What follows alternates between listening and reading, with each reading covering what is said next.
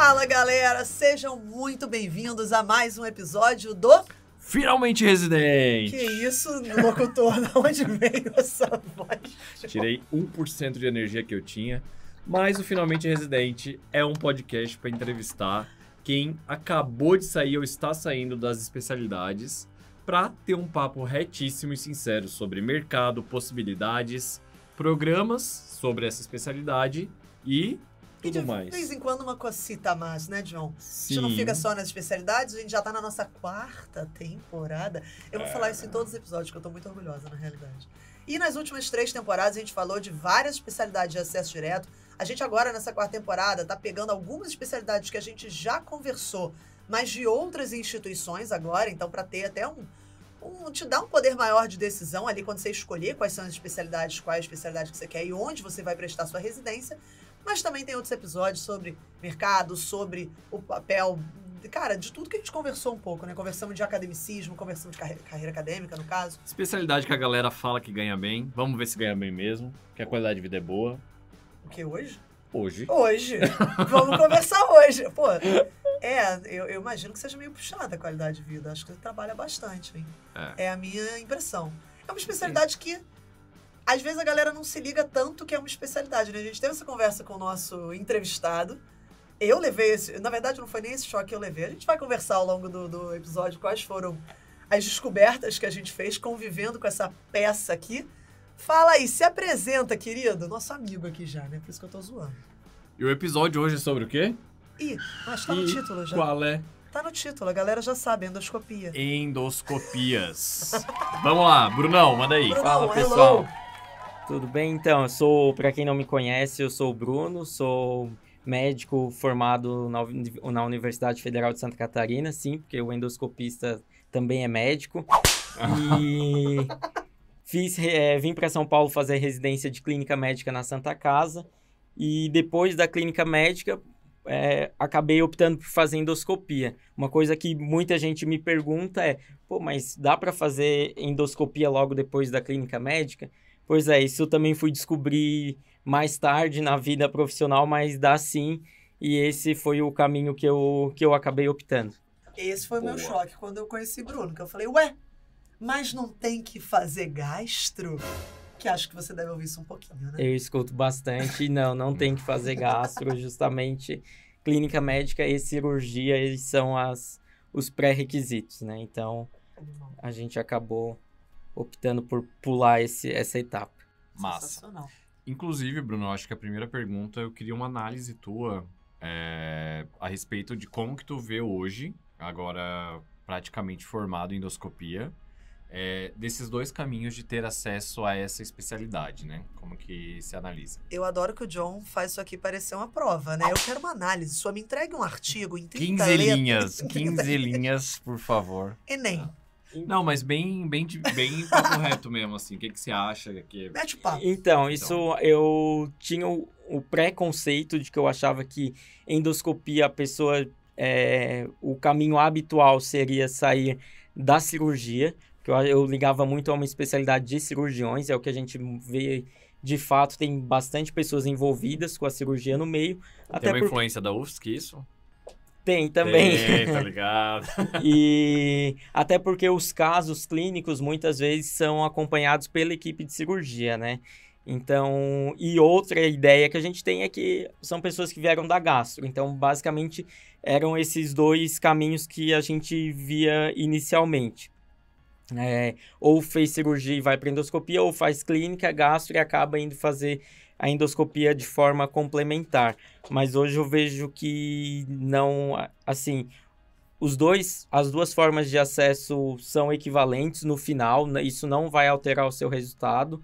E o mais importante é que você esteja ciente de que é aquilo que você quer, porque os seus conhecimentos, tanto de clínica quanto de cirurgia, vão ser usados na especialidade. E, inclusive, mesmo que você tenha feito clínica, é muito importante que você tenha uma noção cirúrgica para atuar na endoscopia. E o contrário também é verdadeiro.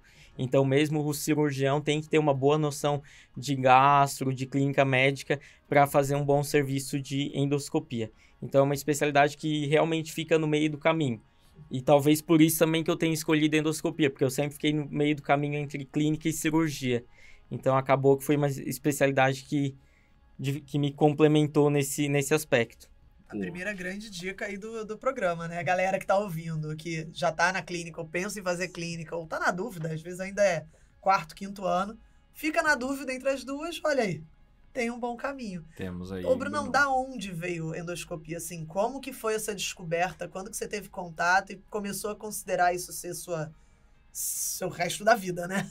Sua especialidade aí. Então, endoscopia, eu sempre pensei já desde a faculdade em fazer clínica e gastro. Ah, legal. Né? E daí, como gastro, eu pensava em fazer também endoscopia. Então, esse seria o caminho que eu já tinha traçado desde lá da metade da faculdade, 6º, 7º ano, quando a gente passou pela disciplina de gastro. Então, eu vim para São Paulo, fiz clínica médica, estava terminando clínica médica, comecei a me preparar para fazer gastro. Só que estava período pandemia, estava muito focado em plantões, trabalhar, dediquei pouco tempo em preparação para as provas de residência e estava meio na dúvida se ia fazer residência ou parar um ano para estudar. Então, acabou que fui meio que postergando e, no final das contas, eu resolvi prestar prova para São Paulo só para as principais instituições. Então, eu prestei gastroenterologia nas mais concorridas aqui de São Paulo. Basicamente, fiz Unifesp e USP. E na Santa Casa, como eu já conhecia o serviço, mas sabia que endoscopia tinha um bom nome, eu pensei, não, na Santa Casa eu vou prestar gastro. Vou prestar endoscopia. E então, fui para a prova e, por ironia do destino, acabei passando na endoscopia e não passando na gastro. Cheguei até perto ali de passar e tal, e daí acabei passando em endoscopia e pensei, mas é uma especialidade difícil, concorrida de passar também. Depois vou aproveitar e fazer o caminho inverso, né? Então eu entrei na ideia, vou fazer endoscopia e depois eu faço gastro para abrir meu consultório e tudo mais. Então acabou que o fim era basicamente o mesmo, mas o meio acabou mudando. E daí eu entrei para endoscopia, vi o mundo que era completamente diferente, comecei Para. Não conta o que tu vai fazer, porque isso a gente vai falar no final do episódio, qual foi o caminho que tu seguiu. Caraca, travou, vetou, podou o Brunão. João Kleber faz isso, não então, faz? Não vamos segurar a audiência aí até o final. Tá certo, então. E daí comecei. Então, o que eu posso falar então é que eu comecei a fazer endoscopia, gostei muito e tô terminando agora a residência de endoscopia no mês de março de 2023. Boa. Eu tenho uma pergunta que eu acho que as pessoas que estão vindo aqui de primeira viagem podem ter. O universo da especialização em endoscopia envolve o que tudo? Porque às vezes as pessoas associam muito com endoscopia digestiva alta, né? Então, conta pra gente mais ou menos qual que é o universo que vocês atuam dentro da especialidade. Então, a endoscopia, ela basicamente é a especialidade que está sob a guarda da SOBED, que é a Sociedade Brasileira de Endoscopia Digestiva, e ela inclui nas residências habituais a endoscopia digestiva alta, a colonoscopia e outros procedimentos endoscópicos, também como a CPRE.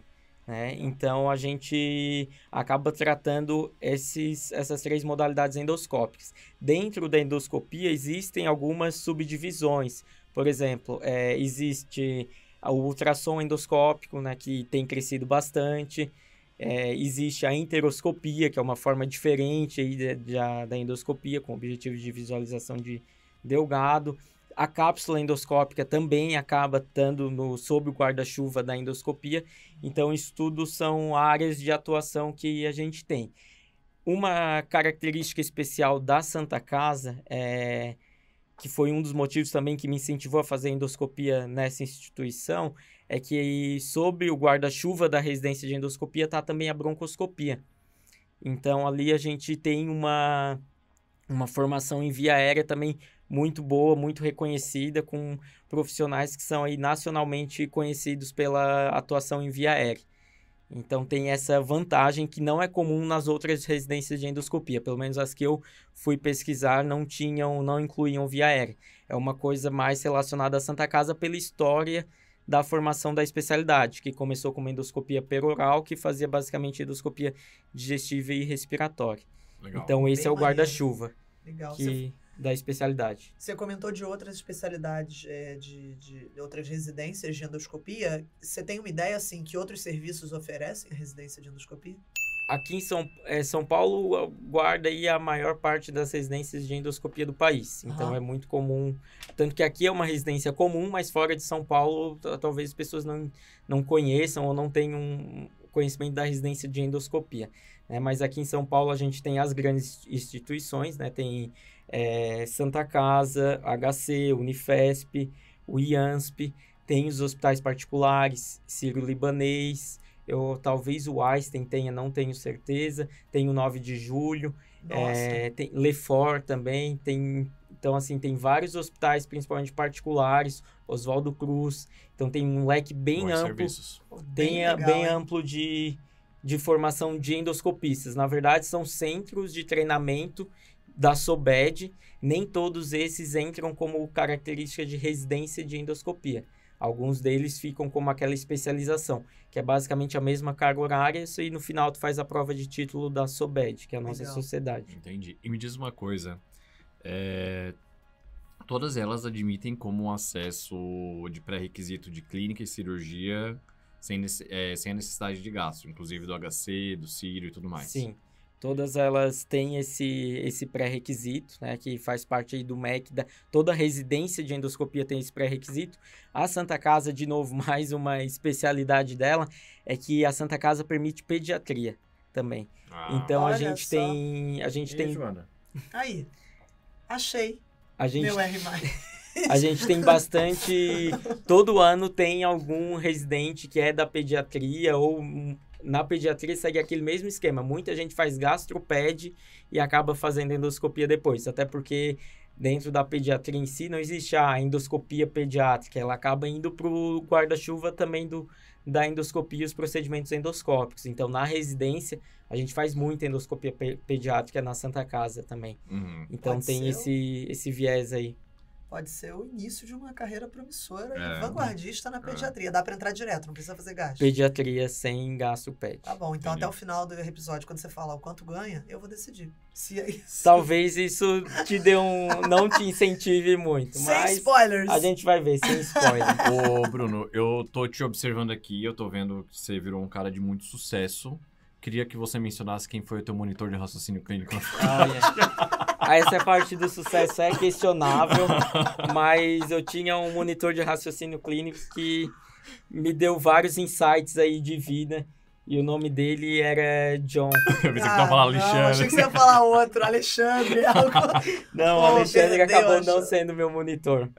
A primeira vez que esse menino aprendeu child. Filhão, que ensinei. Sim. Caraca, você começou tudo, John. Você é a sementinha. Parabéns. Como é que você se sente sendo o centro do universo? Eu me sinto protagonista da minha vida e da vida dos outros. E aí? Não, tô com uma curiosidade, que é a seguinte. Não sei se você vai saber me responder. Por que não saberia?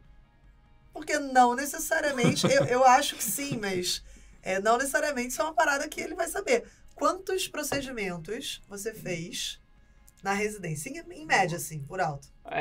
No começo a gente meio que controlava, eu tinha esse dado certinho. Com o passar do tempo a gente acaba meio que deixando um pouco para lá. Mas assim, eu calculo que eu tenha feito em torno aí de 700 endoscopias, entre 700 e 800 endoscopias. E cerca de 250 colonos. Caraca. Sendo que... A residência ela tem o viés de que no primeiro ano a gente faz muita endoscopia e no segundo ano é muito voltado para colono. Então a gente acaba tendo mais ou menos esse número. A partir de 100 colonoscopias, a sociedade já considera que a gente já tem uma certa habilidade adequada para fazer o procedimento. Pô, e era isso que eu ia perguntar, hein? Aqueceu aqui. Nem parece que foi combinado. Tô zoando, não foi não. A sociedade, ela exige um número mínimo de procedimentos por método. Olha, eu aqui... Hoje eu tô metódico. Por exemplo, número X de endoscopias para validar ou não? Não. Não? A princípio, o que a gente precisa para fazer, a gente precisa fazer a prova da sociedade. Então, a gente precisa cumprir uma determinada carga horária, sendo de estágio ou residência, Tá. sendo que da residência a gente já sai com a RQE do MEC, e fazer uma prova que é teórica e prática. Então, essa prova normalmente acontece em 2 vezes ao ano, pelo menos, e que é a validação do título de especialista da SOBED. Legal. Então, essa prova hoje ainda não tem um número mínimo de exames determinando, mas isso até já se fala em implementar uma comprovação de X exames para a pessoa sair habilitada a fazer a endoscopia. Massa. Legal, animal. E qual que é o programa? De era lá. isso que eu ia Era perguntar. isso que eu ia perguntar? Você trouxe Quer perguntar? aí... Não, eu ia fazer exatamente... Ih, barra DR, João, 4 temporadas já, não vamos causar nessa não, por favor. É que você tava comentando que o primeiro ano ele é mais focado em endoscopia, o Isso. segundo mais em colono, e você tinha comentado antes com a gente que tem mais coisas aí também nesse primeiro e segundo ano. E como que funciona? Como é que você roda? É mensal, como algumas residências? Você roda 6 meses contínuos num lugar? É um intervalo mais curto? Como é que é isso? Então, eu posso falar da Santa Casa, que Perfeito. é o sistema que eu conheço, né? A gente divide em 2 anos de endoscopia, sendo o primeiro ano ele é voltado para o aprendimento da técnica endoscópica em si. A gente começa fazendo endoscopia digestiva alta e via aérea, né? E broncoscopia. Na Santa Casa, isso no R1. Esse estágio do R1 a gente diz R1 porque todo mundo volta a ser R1, né? Então seria o R3, obviamente. Mas lá a gente é todo R1 e R2. Isso é uma política do setor. Enfim, então vocês vão me ver várias vezes falar aqui como R1 e R2 de endoscopia. Legal. Então, o R1 de endoscopia, ele vai fazer basicamente endoscopia e bronco, e a gente vai rodar de forma quinzenal em alguns serviços, né? Então, a gente divide em uma sala que é dentro da Santa Casa, mais voltadas para procedimentos ambulatoriais e de baixo risco, que a gente diz que é a sala da sedação, onde o endoscopista faz a sedação e faz o procedimento. A gente tem uma sala de procedimentos terapêuticos na Santa Casa, então 15 dias nessa, troca 15 dias para essa sala de procedimentos mais terapêuticos, onde a complexidade é maior e a sedação fica a cargo da equipe de anestesia. Ali a gente faz muitos procedimentos, dilatação de esôfago, dilatação de via aérea, são os procedimentos mais arriscados, né? Com maiores taxas de complicação, sangramento digestivo, tudo mais. Daí depois a gente também roda 15 dias num ambulatório de endoscopia, que fica num prédio aqui no centro da cidade, que é gerido pela Santa Casa, ali na Rua Martins Fontes. E ali basicamente quando você vai fazer uma endoscopia numa clínica, você marca, vai lá, o médico faz o exame e tudo mais, baixíssima complexidade, pacientes de baixíssimo risco, que seria mais ou menos como o dia a dia da vida do endoscopista fora do hospital, né? Então, para ter essa noção de ambulatório também. E outros 15 dias a gente roda em hospitais parceiros. Atualmente um deles é o Hospital do Mandaqui, que tem um serviço de endoscopia muito bom também, e que inclusive vai abriu prova de residência pela primeira vez esse ano. Olha Acho só. que para quem tem interesse vale muito a pena se informar sobre a residência dessa instituição também. Do Mandaqui? Do Mandaqui. Deve ser via SUS São Paulo, né? Acredito que sim. Ah, E é um serviço que ele já é antigo em endoscopia, mas que agora é novo em residência. E é muito preparado, também vai ser um dos poucos de endoscopia que deve preparar para broncoscopia. Então não vai ser mais uma coisa da Santa Casa. Legal. Acredito que o Mandaqui vai ter essa formação também. Então fica aí a dica do podcast para quem está interessado pensar no Hospital do Mandaqui. é uma dica exclusiva, não é? É uma Dica dica exclusiva, exclusiva. Neto. Solta a vinheta aí, produção. Exclusividade. Pouca gente Neto. sabe, Verdade, pouca né? gente sabe disso, porque como eu tô falando, é o primeiro ano que vai começar agora, é 2023. Então é uma Legal. coisa que vale muito a pena se informar. E Franco da Rocha a gente roda num dia também.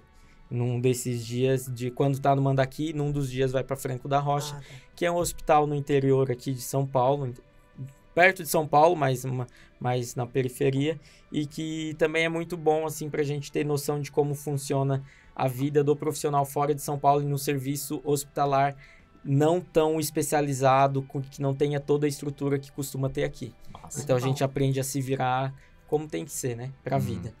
Pô, bem legal que você trouxe um ponto que eu não imaginava, não tinha me ligado. Vocês têm uma certa noção anestésica também, né? Bem importante. Sim. Porque o primeiro estágio que você falou que é o de baixo risco, você é um Sim. anestesista ali. Eu acho que, por isso que eu digo que é complementar, por exemplo, eu fiz clínica médica na Santa Casa, a gente pega muita mão de procedimento, acho que a média aqui já cansou de falar sobre as vantagens das residências, e a da Santa Casa é justamente ter essa mão mais ativa, mais segura, né? E assim, e endoscopia foi uma complementação muito importante na questão de sedação. Eu saí da clínica médica tendo noção de que sedação era só para entubar paciente. E era o que eu sabia fazer. Hoje eu sei fazer com a sedação da endoscopia. Eu trabalho ainda em pronto-socorro, trabalho em UTI. Então tenho uma tranquilidade muito maior para fazer uma sedação, para fazer uma cardioversão elétrica. Às vezes para passar um acesso num paciente que precise por algum motivo, ele está agitado, eu consigo fazer uma sedação leve que não precisa entubar, que mantenha a segurança da via aérea e ao mesmo tempo me permita fazer o procedimento. Então a gente pega muito esse tato da sedação, saber quando é só uma sedação superficial, uma sedação mais profunda. Massa. Isso Bem legal, hein? foi um conhecimento assim que me ajudou muito e tem me ajudado ainda trabalhando como clínico. Boa. Massa Boa. pra caramba. Uma formação muito completa, né? A primeira vez que eu fui sedado na vida foi numa endoscopia. Foi bom? Cara, foi animal. Eu acho que eu fui cansado, eu acordei assim, parecia que eu tinha dormido 505 horas. Eu acordei e falei, deu reset aqui na minha vida, porque É engraçado, foi né? muito bom. Às vezes o paciente acorda sem saber, ele pergunta se vai fazer exame. Às vezes teve caso de paciente começar a discutir dizendo que não fez o exame. Ah, é? Real. Ele diz, Mentira, não, mas você eu não não fez fiz, nada. você É. não fez Tá nada, maluco? não. Porque é muito rápido. O lapso, é isso que se fala? O tempo? O tempo. Pode ser, todo mundo entendeu, Hoje vai. O que é, Bruno? Eu costumo dizer pro paciente, eles perguntam, doutor, demora muito, eu costumo dizer pra ele, pra você vai ser um piscar de olhos. Que realmente Olha pro paciente só, é isso é verdade. isso, ele pisca o olho e quando É vê, isso acabou. É verdade. Então, assim, tira um pouco dessa questão que a gente tem de, exame dolorido, sofrido, hoje não precisa ser, principalmente a colonoscopia. Uma das coisas que eu prezo, obviamente, é fazer com segurança, mas é também propiciar uma boa experiência para o paciente. Tem paciente que faz acordado, ontem mesmo eu estava fazendo uma colonoscopia, o paciente estava conversando, ele recebeu a sedação normal, não dormiu, mas ficou conversando e não sentiu dor nenhuma, saiu numa boa. Olha só. Óbvio que eu não sei o quanto ele vai lembrar da conversa, mas assim, ficou... E a gente não precisa que os pacientes estejam dormindo, a gente precisa que ele tenha uma boa tolerância e uma boa aceitação do exame. É isso que importa. É o mais importante. Total. Massa. E todo o resto, né? O preparo também, que eu lembro, acompanhei meus pais fazer a coluna, o preparo foi horroroso, tem muito tempo já. Tem melhorado, né? Cada Sim, vez eu sempre mais. digo pro paciente que, na verdade, que o pior do exame é o preparo. Agora aqui você pode ficar tranquilo que o exame vai ser muito menos sofrido. Óbvio que é um exame de risco, né? A gente tem complicações, mas realmente o preparo ainda é uma coisa que a gente tem dificuldade, os pacientes têm dificuldade sim. E demanda muito da capacidade cognitiva do paciente de compreender e do médico de explicar como é feito, né? Porque eu sempre digo, o preparo é ruim, mas pior é ter que fazer 2 vezes. Então faz certinho para que não tenha que repetir o exame. Muito bom. Porque senão vai passar pela sedação, fazer tudo e acabar tendo que repetir. Aí não é legal. Total. Me diz uma coisa, Bruno. No aspecto fora de residência, pensando em coisas que você fazia para relaxar ou em relação a outros trabalhos para se manter durante a residência, que já está numa fase mais madura ali no R1, novo R1, né? Novo R1. Como que ficou a tua vida durante esse período da residência em relação à renda extra? E como que mudaram os teus hábitos também em relação a relaxar, enfim, o que você fazia? Então, eu vim para São Paulo fazer clínica médica e me manter sem ajuda da família, sem ajuda financeira, tentar ser independente do ponto de vista financeiro e bancar minhas contas, né? Porque isso faz parte do crescimento da vida também, né? Aprender a lidar com o que você ganha. Então, eu sempre dei plantão na clínica médica, dei plantão no R2 e no R1 da endoscopia não foi diferente. O R1, no caso R3, ele é um pouco mais pesado em termos de carga horária, mas isso você tem que ver a residência que você faz, porque tem residências que tem mais residentes, então acaba que os plantões, os períodos de descanso, eles aumentam, e tem residência que tem menos. E aí tem residência aqui em São Paulo que eu citei que é praticamente um dia sim, um dia não de sobreaviso. Então isso é uma coisa que tem que ser pensado também quando você for escolher. Por exemplo, na Santa Casa a gente tem um número maior de residência. São 2 residentes, mas são em média 4 estagiários. Então a gente acaba tendo uma divisão maior e nos finais de semana é um plantão. Então, ou seja, o R1 vai dar plantão, a gente acaba dividindo o final de semana em 5, 6 pessoas, né? No caso, os finais de semana do ano. Então, acaba que, mesmo no R1, você tem praticamente todo final de semana livre. Plantão de endoscopia? Na verdade, fica lá, é sobreaviso e plantão, né? Uhum. Fica lá no hospital aguardando chamarem, às vezes não tem ambulatório, mas tem que estar lá. É um mito isso, não é? Porque eu sempre ligava lá na clínica médica, não, faz isso, não sei o que lá, eu passo na segunda. Isso depende do setor. Sacanagem, não sei. Depende do Caraca, setor, John. depende do hospital, é presencial, depende não. Isso até na vida profissional também, para quem pensa em fazer e quer saber o mercado futuro, que a gente vai conversar depois também, mas existem os plantões presenciais e os plantões à distância, né? Então, e sobreavisos, né? Então, isso varia muito. Tem residência que é presencial, tem residência que não, no final de semana e no período noturno. Mas acaba que no R1 você consegue. Se você trabalhou no R1 de clínica médica e no R1 e R2 de clínica médica, com certeza você vai conseguir trabalhar no de endoscopia. Tá? É só questão de saber ajustar os horários. A carga horária é a mesma, são as 60 horas semanais, mas acaba que você tem uma certa flexibilidade. Então Legal. dá para trabalhar sim, mas tem que ver onde você vai fazer. Sim. Bacana. Uma dúvida que a gente estava comentando de tempo. Você falou que para o paciente é um piscar de olhos. E para você? Quanto leva uma endoscopia? Porque isso vai influenciar diretamente na remuneração, né? Sim. Depende.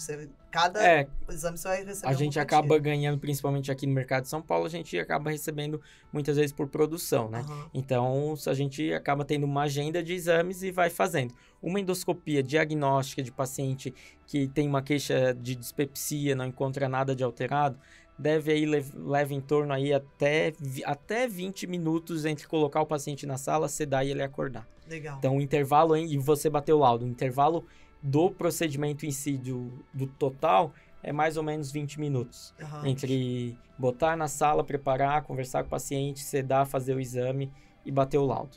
Legal. E da colonoscopia, ela coloca 30 a 40. Daí vai depender, tem colonoscopia que a gente leva 1 hora. Então, assim, tem colonoscopia que são difíceis, que já sabe que são difíceis, mas a maioria, o habitual é também levar um pouquinho mais, aí de 20 a 40 minutos, 30 a 40 minutos. Tranquilo. Caraca. É bom. Bom. Vamos falar Não de sei se é bom possibilidades. a gente não ter referência, né? A gente não tem referência Bom, alguma, muito né? bom. A gente tá aqui Aham, bom, sim. Que muito bacana. bom. Como Aham. se a gente entendesse. Eu ia perguntar agora, vamos começar a entrar um pouco no mercado, então. Vamos entender, não mercado, antes de entrar em mercado mesmo, quais são as possibilidades? Depois, você tá terminando agora, né? Final da Sim. R2. Para onde você pode ir? Então, terminando a residência de endoscopia, daí vai abrir um leque de subespecializações, né? Então, a gente... o habitual é pessoas que saíram e querem sair para o mercado de trabalho, terminou a residência, quer trabalhar, faz o título da SOBED, muita gente deixa São Paulo, vai para o interior, onde tem muita oportunidade, de daí você empreender, né? Comprar seu aparelho, fazer o seu investimento e fazer exames por conta própria. Muita gente opta por ficar em São Paulo, que tem uma demanda de trabalho muito alta. Só que tem uma demanda alta, mas tem muitos endoscopistas também. Isso, a lei da oferta e da demanda, acaba que a remuneração ela é menor por exame, mas acaba que tu tem um volume de exames muito alto e acaba compensando dessa forma a renda. E para quem quer se especializar sempre um pouco mais, tem diversas áreas, né? Alguns serviços têm o R3 de endoscopia, que no ICESP chama de endoscopia avançada, na Santa Casa tem o R3 de CPRE, que daí fica mais voltado a CPRE. Só uma legenda, o ICESP é o Instituto do Câncer do Estado de São Paulo. Onde Isso, fica... que é ligado ao HC. O HC, exato. Isso. Legal. Então, a prova é prestada via HC. Achei que você ia fazer a legenda do CPRE. E daí tem os serviços particulares Mostra pra também. galera o que é CPRE, Bruno. CPRE, putz, essa eu tenho que pensar pra não falar bobagem. Colangiopancreatografia retrógrada endoscópica. Um trava-língua aí, pra eu que já tenho a língua um pouco travada. Jogou Mas o é moleque isso. no fogo. Ô, John, eu me lembro que antes de começar o podcast, você falou assim, tô lendo um livro de comunicação não violenta. Sim, Você claramente não tá botando em prática esse podcast. por isso que eu tô lendo o livro. Eu ainda não Ainda tá no terminei. começo, eu vi ele lendo, Eu tô tava... na 30. tava na página 3. É isso. Caraca. Vamos lá. No próximo podcast você vai estar melhor. Acompanhem até o final da temporada pra vocês verem A como eu tô evolução do evoluindo. John. Tô É evoluindo. isso. Gosto. Vamos fazer esse checkpoint no final do podcast Vamos. da quarta temporada. Vamos falar. O que vocês acharam? Comenta aqui no vídeo. Regrediu. Desculpa, não. CPRE, continua aí. As subs. Então, daí basicamente as subs a gente faz, tem as endoscopias avançadas em alguns serviços particulares, Endovita, Hospital Moriá, tem o ICESP, que a gente já falou, que é público, e muitas delas são pagas, então assim, a pessoa, daí você não é mais residente e você desembolsa uma graninha aí para fazer esses cursos extras, né? O ICESP acho que é exceção, mas, por exemplo, os serviços particulares, você deve desembolsar uma grana que varia aí, se alguém tiver interessado em valores, em torno de R$30 mil o ano. Tá. Assim como muitos cursos de endoscopia feitos pela Sobed, Ciro, Einstein, que eles fazem como uma especialização, tipo, um curso de alguns finais de semana no mês, tudo mais, que daí você aprende a passar balão, faz coisas que nem sempre na residência você teve a oportunidade. E esses cursos também são pagos extra. Massa. Puxadinho. Mas Por legal, isso que né? muita gente sai já querendo trabalhar. Total. E tem outras pessoas que pretendem aumentar o seu leque de habilidades para depois sair para o mercado. Isso Legal. varia muito. Legal. Depende Cada onde vez você... mais com subs e Depende onde possibilidades, você né? for se instalar, é interessante pensar quanto mais você tiver a oferecer, melhor, né? Sim, total. Uma pergunta, curiosidade. Eu, como clínico, quantos procedimentos tu viu, assim, pra pensar, não, agora eu tenho alguma mão de fazer endoscopia e colonoscopia, assim? Olha, a gente sofre, acho que qualquer especialidade médica, mas principalmente as que fazem especialidades que botam mais a mão na massa, né? Tem muito aquela questão da síndrome do impostor, a curva que eu esqueci o nome agora de quem chama essa curva, que diz que a pessoa no começo tem muita confiança, depois vê que não sabia muito, muito bem como que a coisa funcionava, e isso acontece basicamente em todas as em muitas especialidades, a endoscopia é uma delas. Eu esqueci o nome agora, vou ter que procurar também. A gente tá no Google aqui, mas eu não sei nem como é que eu procuro curva isso. de... Dan, isso mesmo. Não, Dan alguma peraí. coisa. Dunning. Não, Dunning-Kruger, Dunning-Kruger. isso. Ah lá. Realmente, a gente... Receba!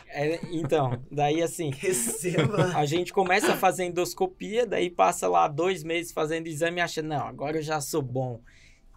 Mas não, daí começa... Só que não, Cris. Você não tá bom. Não, teus chefes estão ali há anos fazendo aquilo ali, estão te ensinando e eles, às vezes, têm muita humildade, muito receio, eles são muito cautelosos e a pessoa que está começando ali acha, não, agora eu já sei.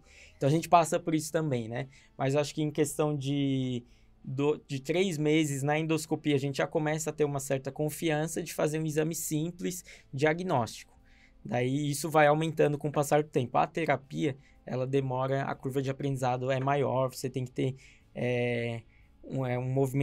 são movimentos muito delicados, e colonoscopia é mais crítico ainda. A curva de aprendizado é muito maior, então a gente demora até ter uma segurança de dizer, não, eu faço uma colonoscopia, eu tenho segurança de que eu vou chegar até o final do exame na maioria dos meus pacientes. Isso demora bastante, a gente vai ganhando confiança ao longo da residência. É comum chegar no final da residência, a pessoa fez 20 colonoscopias, chegou uma, ela tem dificuldade, ela vai pensar, pô, mas eu tô aqui há anos, eu não vou aprender isso nunca. Acontece muito isso. Na verdade, ela já tá bem próxima ali de no final do 2º ano de residência de estar fazendo um exame de qualidade e ela tá se achando pior do que, às vezes, do que estava no começo. Sim. Mas Medicina 101. Bem-vindos à medicina. Isso Quem acontece que em nunca muitas especialidades e eu acho que agora... E quando vai chegando no final da residência que a gente pensa, pô, março já tá na porta, abril sou eu e eu mesmo e eu tenho que saber fazer e daí o calo vai apertando. Como Mas é que tá a gente isso aí? sai bem preparado. Como que tá isso aí? Porque é exatamente isso pra você, Conta né? pra O que gente, você cara. vai seguir? Quais são seus próximos passos e como que Então, você tá agora? A formação, de modo geral, quem pensa em fazer endoscopia, com certeza tem que marcar a Santa Casa, tem que prestar para lá, porque vale muito a pena. Não é porque eu fiz lá, mas a gente acaba dizendo que aqueles tijolinhos à vista, eles prendem a gente, e é verdade. A gente pega um carinho especial pela instituição.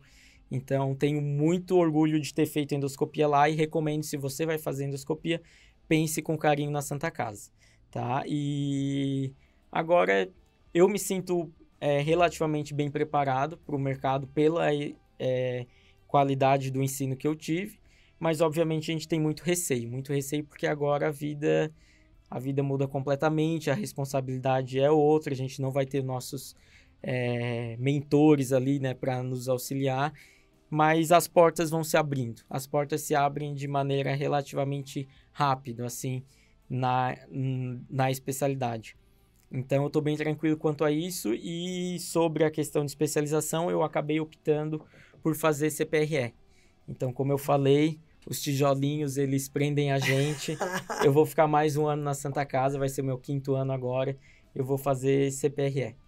Tá, mais um ano lá. Animal. De sofrência. Desafiador.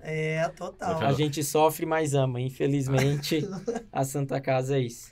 Em tua homenagem, a Joana vai mencionar 3 diagnósticos e Para com 3 isso. tratamentos que uma CPRE pode fazer. Por favor, Joana. Não, pra que eu vou fazer isso? A gente já fez Ela antes. acabou Eu de já descobrir. fiz isso. Ela acabou de descobrir o que significa o exame, Vai coitada. se ferrar todo mundo. Olha aqui, se tem uma coisa Criança não faz CPRE. que mas a UFRJ tinha serviço de Criança gasto só excepcional. É só atresia de via, daí não faz CPRE. Inclusive, Não, mas ela mandou bem aqui no pré. pensei em fazer gastro. Ah, é? Qual que Eu, especialidade? zero surpresa. Acho que nenhum ouvinte aqui tá falando, nossa, realmente. Nossa, Fora da quem caixa, diria Joana. que a Joana pensou em fazer essa especialidade. só. Não é só a cirurgia, realmente, que eu não pensei. Endoscopia eu também nunca tinha pensado, não. É? Mas acho que é porque eu nem pensava, Endoscopia nem sabia. ninguém pensa nem que que é uma existia. especialidade. Né? Exatamente. Já Então, chegou o paciente a achar, não, mas quem faz a endoscopia é o médico? Sim, senhora, é o médico que faz a endoscopia. tá aí um bom ponto, na realidade, que você trouxe. Você comentou aqui antes que você ia pro ambulatório de endoscopia saindo daqui. Isso. E aí, como é que é essa busca do paciente sobre o ambulatório de endoscopia? Encaminhamento, o paciente vai... Porque assim, às vezes estou pensando do ponto de vista de paciente, que eu já fui, Sim. eu e o John já fizemos endoscopia. Pô, eu marquei uma endoscopia numa clínica tal, Sim. porque a gastro tinha indicado, alguma Sim. coisa assim. Como é que é esse ponto do ambulatório de endoscopia e a ciência geral da população leiga sobre a endoscopia? Assim, a população, por exemplo, você quer fazer uma endoscopia, você vai procurar uma clínica que alguém indique, um médico de confiança indique e diga, faz endoscopia nessa clínica. Daí você vai lá na clínica e vai marcar uma data. A moça vai dar uma agenda e nessa data vão ter vários médicos que são do corpo clínico que fazem endoscopia naquele lugar e vai cair na agenda de um médico de acordo com o dia. Normalmente a gente tem dias, terça à tarde eu faço endoscopia em tal lugar. E normalmente funciona assim. Em casos específicos, se você quer fazer com aquele médico, você vai dizer, não, quero endoscopia com tal médico que trabalha nessa clínica. Bacana. Você vai botar na agenda dele. Bacana. Então, normalmente funciona assim. Aqui em São Paulo, né? Então, em outros serviços, às vezes, tem só um endoscopista ou pouca gente. Mas aqui, basicamente, você vai numa clínica que você sabe que faz o exame. Agenda, ele vai botar na agenda de um dos médicos. Legal. E a gente vai lá e vai fazer o exame tudo certinho. Animal. E a pergunta X? Eu vou fazer. Vai fazer? Ixi, Eu vou fazer. Lá vem. Vai lá. Bruno, Música de suspense. eu já jantei na tua casa. Eu sei que tu serve vinhos caros.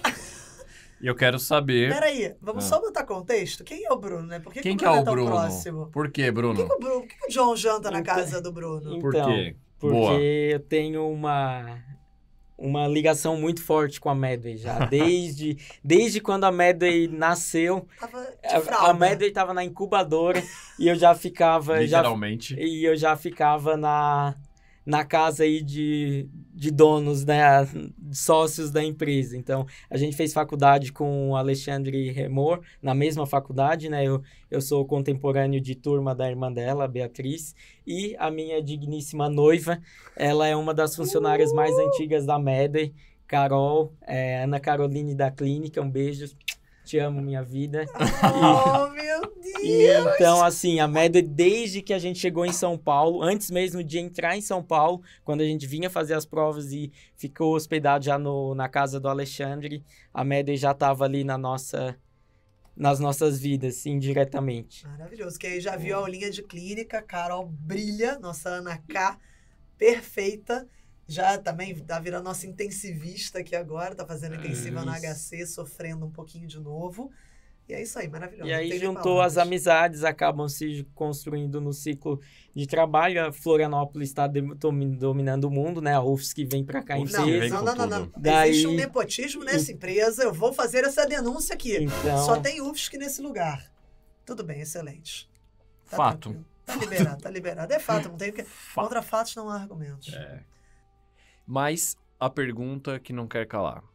Em média, uma pessoa que sai da residência de endoscopia, ela ganha mais ou menos quanto, trabalhando mais ou menos quanto? Porque ali, como é por produção, a gente precisa saber também para ver. Isso. Quero fazer os cálculos aqui. então, assim, muita gente pensa que endoscopia vai dar muito dinheiro, mas Uns duzentinhos. infelizmente não é a realidade, principalmente se você ficar em São Paulo. Acho que se você quiser empreender, que é uma opção que muita gente faz, de comprar um aparelho, ir para o interior e fazer exame, eu acho que tem uma oportunidade de sucesso financeiro, se esse é o objetivo, maior.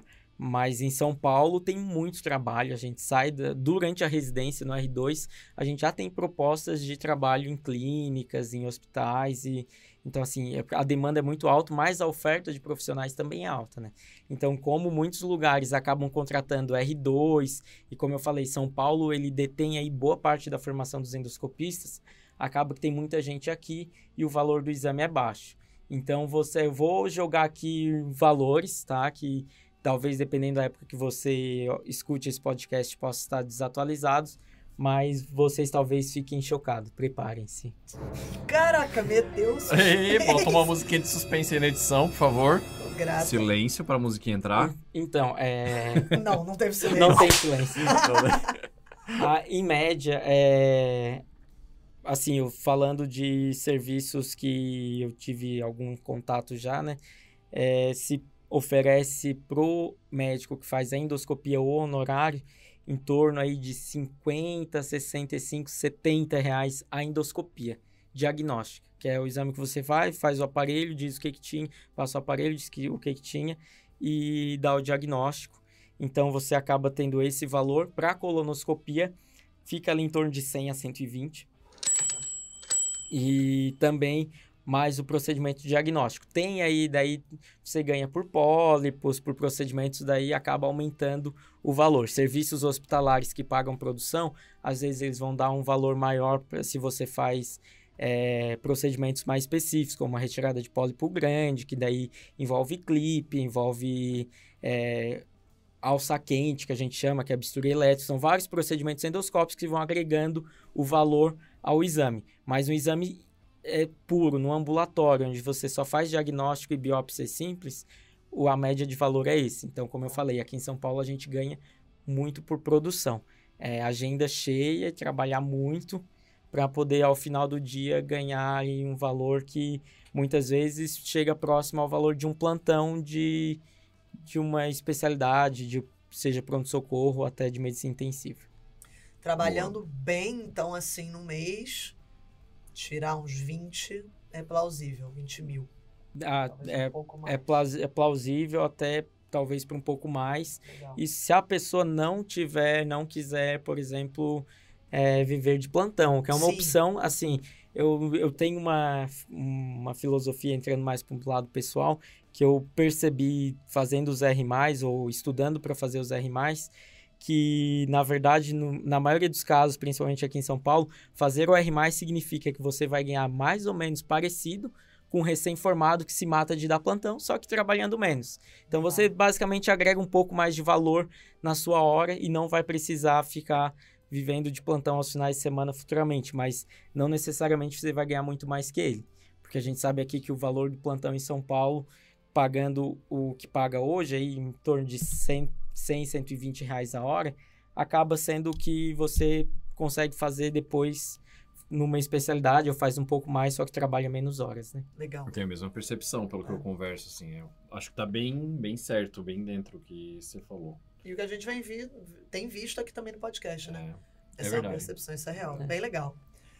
Eu tô satisfeita. Eu também tô. Tu tá satisfeito, Bruno? Eu tô satisfeito. Então deixa um recado final aí pra Palavras galera. finais. Deixa o arroba, se quiser, o site, o espaço é teu. Um Já recado era. final, então, de alguém que está começando na vida profissional, que tem ainda alguma experiência, mas também não posso dizer que sou a voz da experiência, mas o conselho que eu deixo, que faz parte da minha filosofia, faça aquilo que você gosta, independente do retorno financeiro, mas a gente sabe que o retorno financeiro tem que estar na balança também. Então, é qualidade de vida, retorno financeiro e fazer o que você gosta. E segundo, se você está na área da medicina, procure fazer uma especialização, principalmente enquanto você é jovem.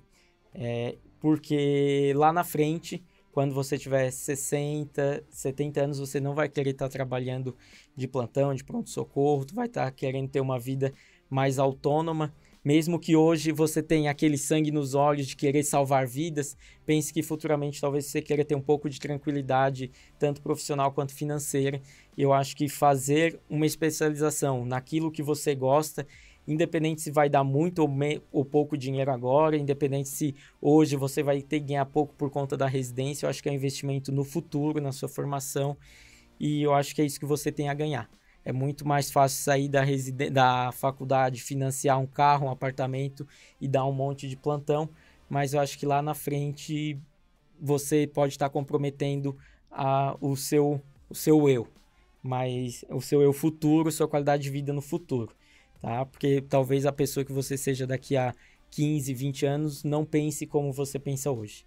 Então, assim, meio profundo, mas essa é basicamente a filosofia de vida que eu sigo. Eu acho que eu procuro sempre estar nesse caminho de fazer uma especialização, oferecer o melhor e mais completo e seguro para os meus pacientes e pensar que lá na frente eu posso ter a opção de trabalhar menos, reduzir a carga de trabalho, porque hoje, enquanto eu sou jovem, eu trabalhei bastante, fiz o que era preciso e agora eu posso aproveitar a vida. Né? Viva como se fosse morrer amanhã, mas previna-se como se fosse viver para sempre, né? Então, cuide de si mesmo.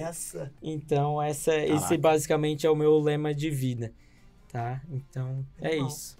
Sensacional. Muito bom. Pô, muito assina obrigado, embaixo, Bruno. assina embaixo. Sensacional. Acho que deu para ter uma noção fantástica do que é endoscopia. Deve ter aberto o leque para uma galera que está ouvindo.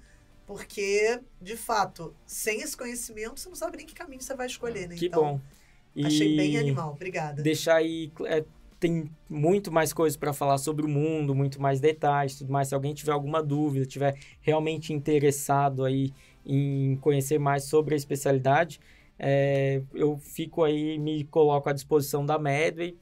Se precisar, qualquer coisa, entrar em contato, eu gosto muito de falar do que eu faço, assim como eu gosto do que eu faço, eu gosto também de falar daquilo que eu faço, né? Então, eu me coloco aí à disposição, se alguém tiver alguma dúvida, alguma coisa, pode entrar em contato, ou se quiser conhecer serviços também, né? Provavelmente eu vou estar na Santa Casa em 2023, como eu falei.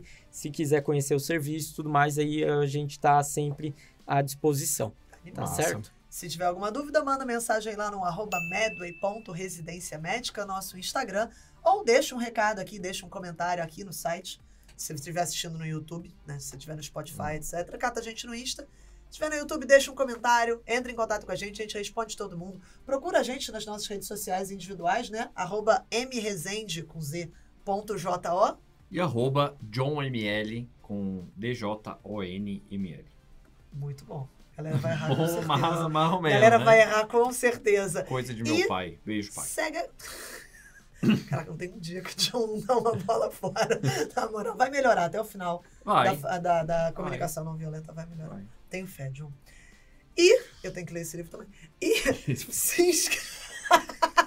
se inscreve aqui no YouTube, se você estiver assistindo no YouTube, já se inscreve. A gente publica muita coisa bacana de acesso direto, de pré-requisito. Então, dá uma seguida aqui. Segue a gente no Insta e segue a gente no reprodutor de áudio que você estiver ouvindo aqui. Então, Spotify, Deezer, Amazon, Apple. A gente só sabe esses. Qualquer um. Tá tranquilo. Beleza? E no YouTube. E no YouTube. A gente volta para mais episódios do Finalmente Residente em breve. Valeu? Valeu, fechou. Bruno, brigadão. Muito Valeu pela obrigada, Eu que Bruno. agradeço, Animal. foi um prazer estar aqui com vocês, estar entre amigos aí nessa conversa. E sempre que a Medway precisar ou tiver interesse, eu vou estar aí à disposição. É sempre um prazer estar aqui com vocês. Fechou demais. Tá certo. Valeu, galera. Beijo. Valeu, beijo.